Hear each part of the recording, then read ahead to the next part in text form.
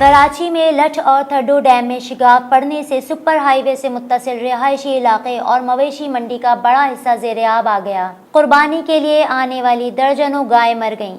मवेशी मंडी के एक व्यापारी के मुताबिक वो ढरकी से 35 जानवर मंडी लाया था, जहां इसने 80,000 रुपए में जगह हासिल की। इंतजामिया ने जगह देते वक्त तमाम सहूलतें देने का वादा किया, ताहम सैलाब के आते ही इंतजामिया कहीं नजर नहीं आ रही। व्यापारी ने बताया कि वो अपनी 10 गाय बामुश्किल पानी से निकाल सका है, जबकि बाकी गायें और खाने पीने का सामान वहीं फंसा हुआ है। घोटकी के व्यापारी का दावा था कि सैलाब के बाइस 100 के करीब गायें मर चुकी हैं, जबकि दर्जनों गायें सर तक पानी में डूबी हैं, जिनके मरने का खदशा है।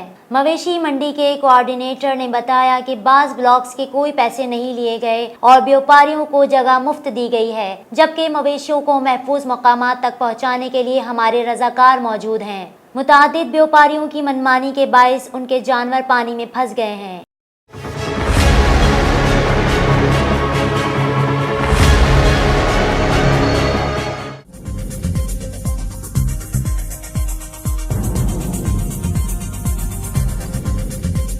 न्यूज़ से अपडेट रहने के लिए हमारे चैनल को सब्सक्राइब करें और बेल आइकन पर क्लिक करें।